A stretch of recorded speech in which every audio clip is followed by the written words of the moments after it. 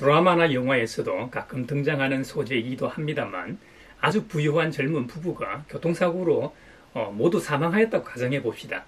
사망한 부부 사이 아이가 하나 있습니다.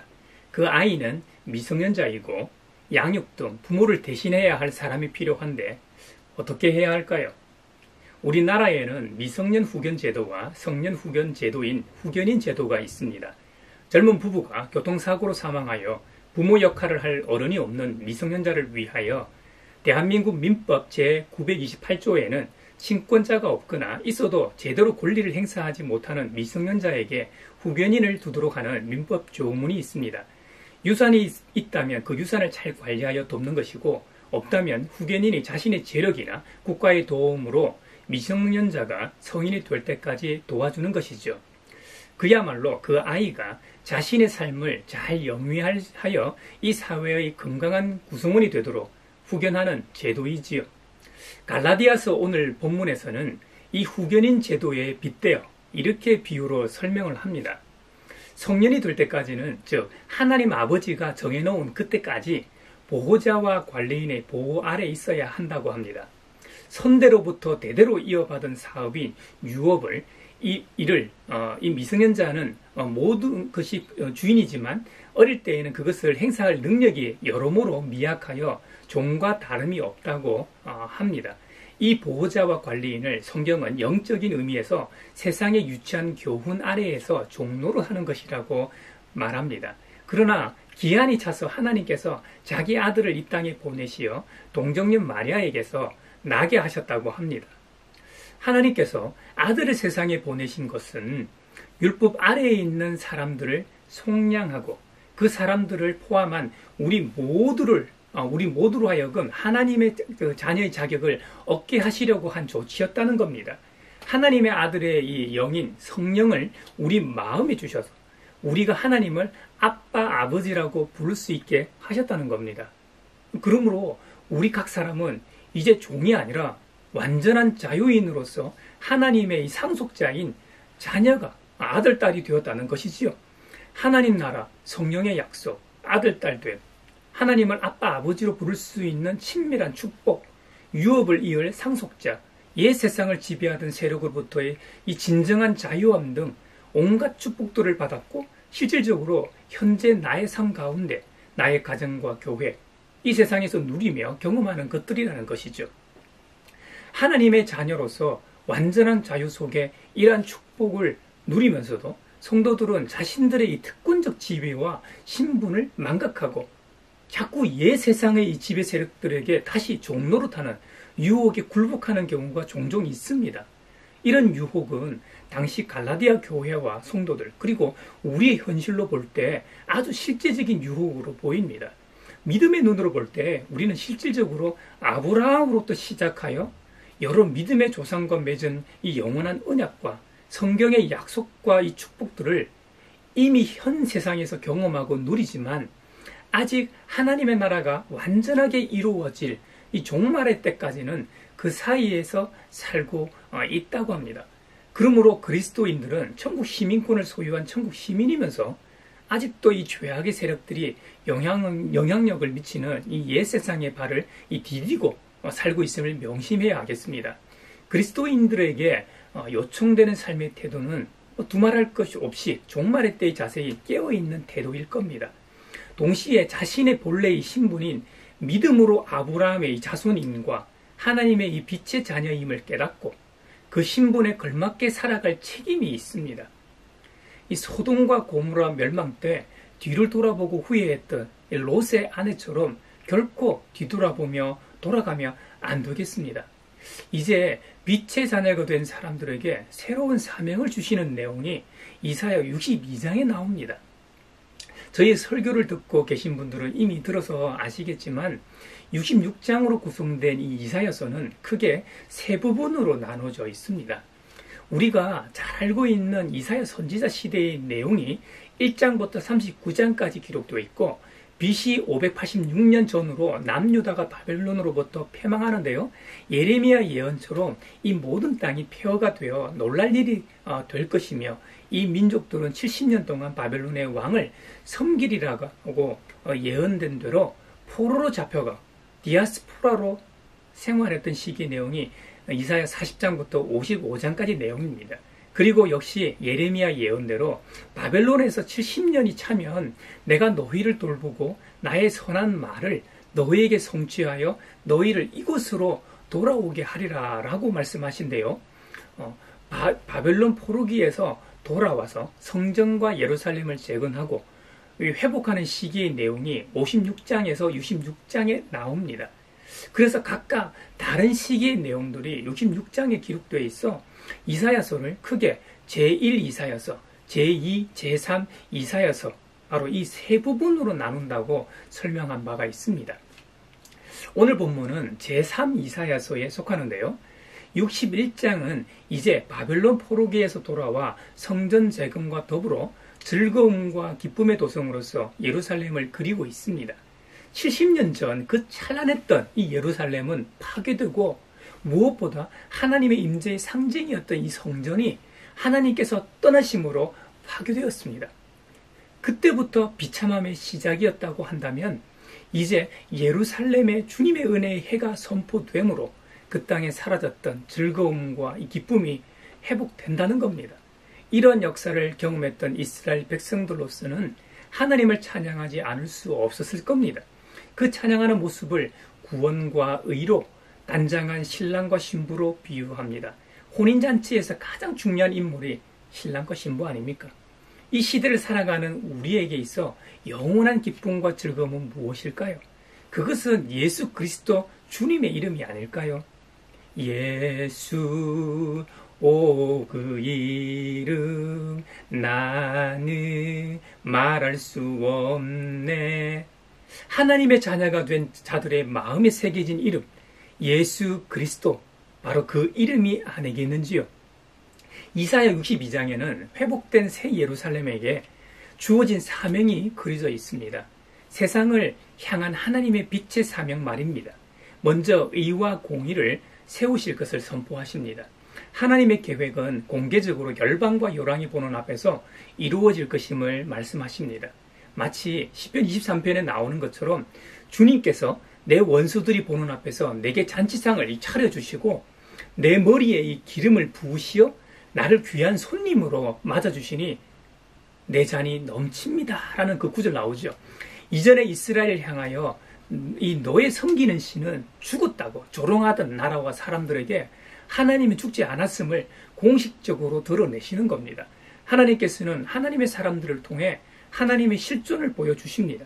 피조물로서는 엄청난 광영이요 말할 수 없는 은총이죠. 하나님의 백성인 이 예루살렘이 새로워짐을 드러내는 것으로 하나님께서 새로운 이름을 주십니다. 이방 신을 섬기던 아브라함에게는 열국의 아버지라는 뜻의 아브라함을 주시지 않았습니까? 사기꾼이었던 야곱에게는 이스라엘의 12지파의 조상인 이스라엘이라는 이 이름을 주셨습니다. 이렇듯 기쁨이라는 뜻의 헵시바와 결혼한 여자라는 뜻의 뷸라라는 이 새 이름을 주십니다. 이 새 이름의 뜻은 하나님의 기쁨이 되었다는 것입니다. 이 사실이 중요합니다. 사실 이미 이스라엘은 하나님과 이혼한 상태와 같아서 버림받고 바벨론으로 포로로 잡혀갔던 것이죠. 바벨론에서 돌아와 재건하고 새 이름 헵시바와 이 뷸라를 통하여 하나님과 결혼한 상태, 다시 하나님의 기쁨이 되었죠. 아니, 더 정확하게 말하면 아가스의 그 아름다운 시적 표현처럼 원래 하나님과 이스라엘은 사랑하는 사이로서 혼인한 부부였습니다. 그런데 이스라엘의 일방적인 파혼의 이유들, 우상 숭배, 그리고 불순종, 입에 차마 담을 수도 없는 수많은 죄들로 인해 떨어져 있었지만 다시 관계 회복을 이루었으니 죄혼이라고 해야 맞을 겁니다. 그럼에도 불구하고 하나님과의 재결합의 이 은혜를 재혼이라고 말씀하지 않고 새 신랑, 새 신부처럼 표현하고 계신 것이죠. 이만큼 하나님은 우리를 사랑하신다는 겁니다. 요즘 8, 90년대 한창 활동하다 2000년대 이후에는 TV방송에서 이 사라졌던 코미디언들이 나오는 프로그램을 제가 봤습니다. 최양락, 평현수, 김학래, 임미숙 씨 등이 나오는 프로그램이었습니다. 이들은 코미디언 부부 1, 2호라고 해요. 그 중에서 이 김학래 씨는 외도와 이 도박을 했지만 이후에는 반성하고 아내에게 참 잘하는 모습으로 비춰지더라고요. 근데 지은 죄가 있어서 그런지 아내를 위해 예전과는 전혀 다르게 사는 모습을 보여주더라고요. 김학래 씨와 같은 마음가짐으로 살아가야 하건만 이 이스라엘 백성들은 옛적 일을 자꾸 까먹는 것 같습니다. 이것은 이스라엘만의 이 죄의 반복이 아니라 저를 비롯한 죄성을 가지고 있는 인간의 이 모습을 보여주는 것 같기도 합니다. 이런 이스라엘에게 하나님의 의와 공의로 주어질 새 이름은 왜 중요할까요? 새 이름인 헵시바, 뷸라를 부여받은 이스라엘은 하나님의 손의 면류관이요? 내 하나님의 손의 왕관이 된다고 하십니다. 이는 하나님의 권위를 부여받음을 보여주는 것입니다. 바벨론 포로 시대에 경험한 이 버림받음의 지위와 황무지와 같은 존재에서 새로운 영광의 시대를 열어가는 표식이 됩니다. 그리고 총각이 이 처녀와 눈이 맞아 서로 연모하여 열애를 시작합니다. 그리고 연애하다 떨어지는 것이 싫어서 어떻게 합니까? 결혼을 하게 되죠. 그와 같이 하나님께서 이스라엘을 세상에 하나밖에 없는 그분의 신부로 반긴다고 기록하고 있습니다. 한마디로 자신의 소중한 존재로 우리를 부르신다는 말입니다. 그 표현의 최고 절정이 그분의 하나뿐인 외아들을 이 땅에 보내시는 사건입니다. 우리가 12월 25일을 보내고 그날이 이미 지나갔습니다. 그날이 지나갔듯이 하나님의 외아드님이신 예수님은 이미 이 세상에 오셨습니다. 창조주가 피조물의 옷을 입었다는 말입니다. 우리와 같은 인간이 되셨다는 말입니다. 유대인의 모습으로 오셨기 때문에 예수님은 그들의 법 아래 있었다고 할 수 있을 겁니다. 그들의 법에 따라 아기 예수님의 부모는 출산 후 얼마 후 아기를 데리고 예루살렘으로 올라갑니다. 바로 유대인의 전통, 정결 예식인 규례를 지키기 위해서였죠. 모세가 기록한 율법에는 이 아기를 낳은 산모를 깨끗하게 하는 규례가 레위기 12장에 기록되어 있습니다. 여자가 임신하여 아들을 낳으면 그 여자는 7일 동안 부정하고 8일째 아이의 포피를 잘라 할례를 행해야 했습니다.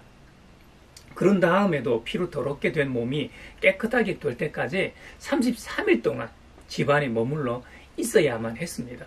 몸이 정결하게 되는 이 기간이 끝나면 산모는 번제로 바칠 1년 된 양 한 마리와 속죄제로 집비둘기 새끼 한 마리나 산비둘기 한 마리를 광야 시절에는 회막으로 가져가야 했고, 가나안 땅 정착 후에는 예루살렘으로 가져가서 제사장을 통해 하나님 앞에 바쳐야 했습니다. 바로 그 속죄제를 통해 산모는 깨끗하게 되기 때문이었죠. 이것이 하나님께서 모세를 통해 주신 바로 정결 예식이었습니다. 이 정결 예식에서 두 가지 의미를 생각해 볼 수가 있습니다. 먼저 하나는 출산한 여인을 일정 기간 동안 부중하게 여겨 타인과 격리하는 것은 연약할 대로 연약해 있는 산모의 위생상의 목적과 더불어 출산이 인간의 타락으로 말미암아 이 고통이 더해져 저주의 성격을 갖게 되었기 때문입니다. 한마디로 산모의 어떻게 보면 회복을 위해서 배려했다는 거죠. 또 하나는 하나님께서는 사회적 약자를 배려하십니다. 혹 그 산모가 번제와 속죄제로 드릴 양 한 마리를 바칠 형편이 못 되면 산비둘기 2마리나 집비둘기 새끼 2마리를 가져다가 한 마리는 번제물로 또 다른 한 마리는 속죄제물로 바쳐도 된다고 하셨습니다. 마리아가 하나님께 드리려고 갖고 간 것이 바로 가난한 자의 제물이었습니다. 우리 하나님은 욕심 많은 신이 아니십니다. 당신이 창조하신 피조물을 철저하게 배려하시는 분이시라는 말입니다. 그래서 우리가 그분을 믿고 의지하고 그분을 섬기는 것입니다. 예수님께서 탄생하신 곳은 여러분도 잘 아시겠지만 지극히 평범하고 조금도 호사를 누릴 수 없는 가정이었습니다. 한 푼이라도 쪼개서 써야 했고, 가족이 모두 생계 어려움과 생활의 이 불안을 느끼고 있는 그러한 평범하다 못해 정말 어려운 가정이었다는 사실입니다. 예수님은 소년 가장으로 가정의 생계를 책임졌기 때문에 우리가 생활하면서 물질이 얼마나 필요한지, 각종 어려움을 당할 때 얼마나 힘들고 고통스러운지 주님은 그 누구보다 우리를 잘 아십니다. 그래서 히브리서 4장 15절에는 이렇게 기록합니다. 우리의 대제사장이신 예수님은 우리의 연약함을 동정하지 못하시는 분이 아닙니다. 그는 모든 점에서 우리와 마찬가지로 시험을 받으셨지만 죄는 없으십니다.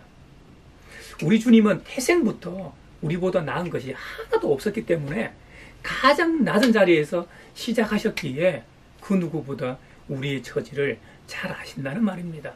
그래서 우리가 기도하고 우리의 기도를 들으신다는 것이죠. 그래서 우리 주님은 가장 좋은 친구로서 우리의 속내를 말할 수 있는 분이 되십니다. 그래서 우리가 주님을 믿을 수밖에 없는 것이죠.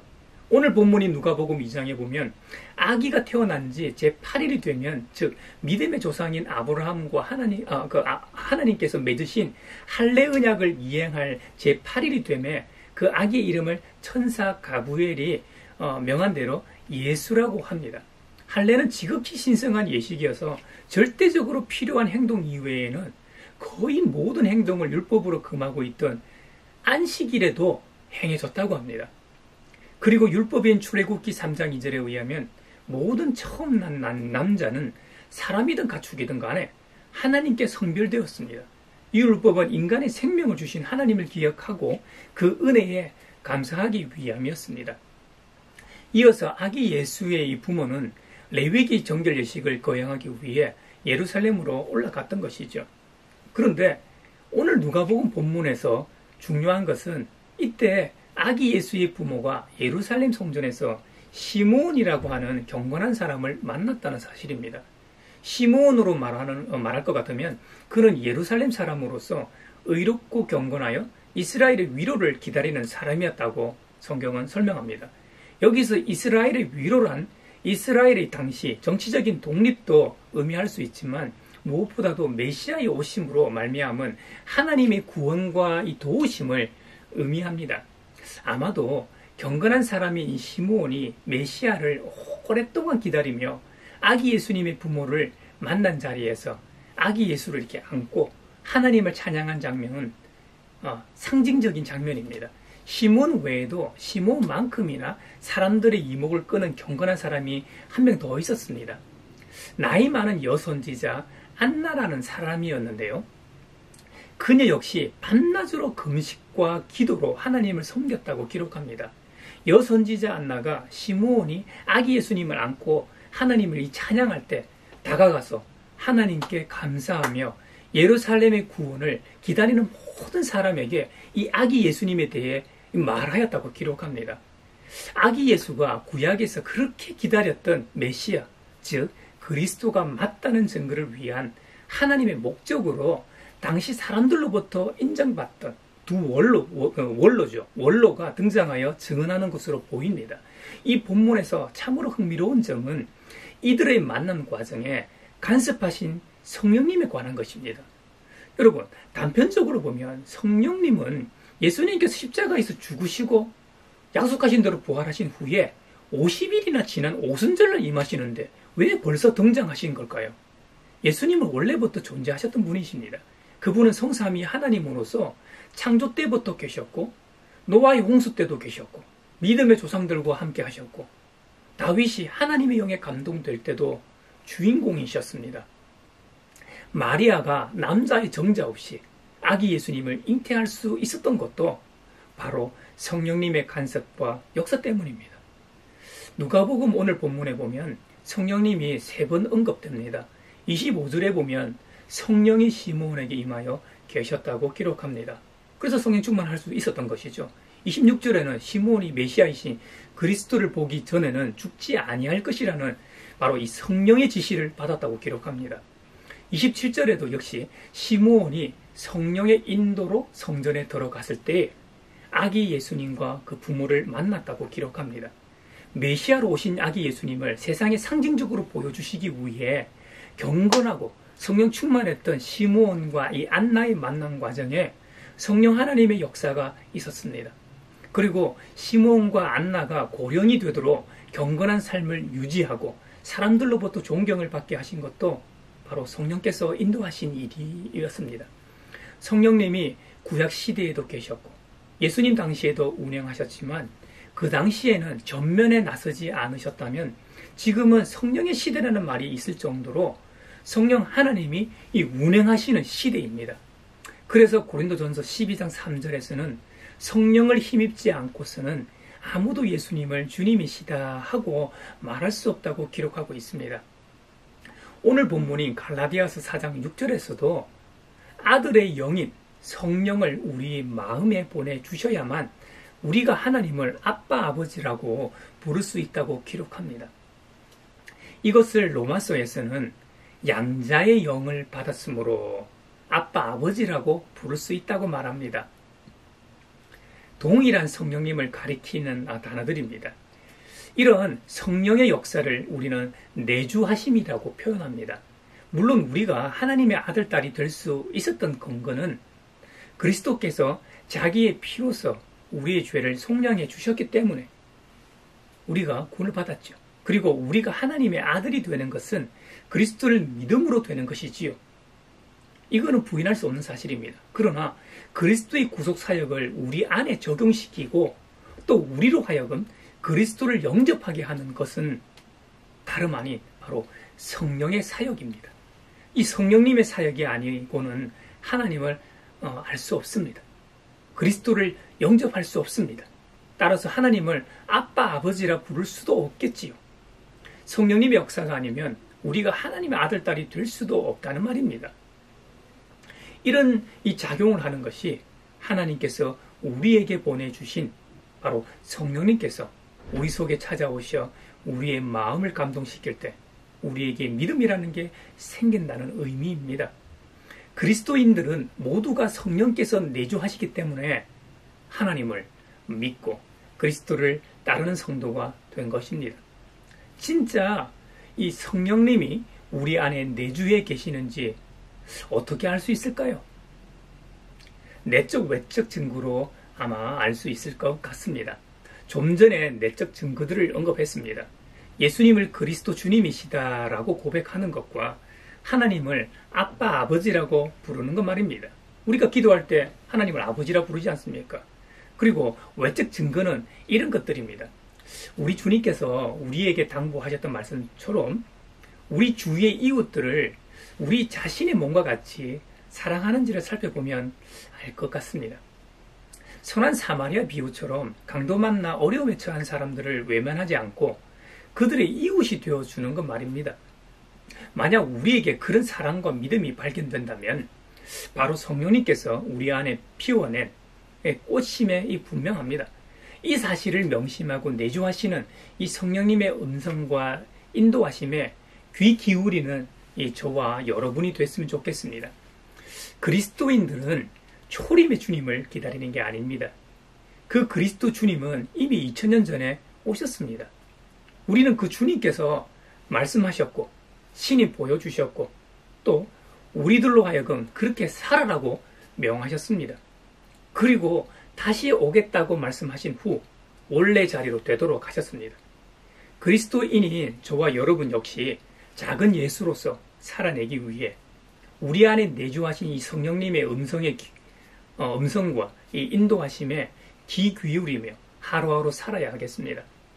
그리고 성경의 거울에 우리의 하루를 비춰보고 기도를 통해 성찰하는 삶을 살아야 할 것입니다. 이것이 구주 예수님의 오심의 의미이며 떠나가심의 진정한 의미일 겁니다.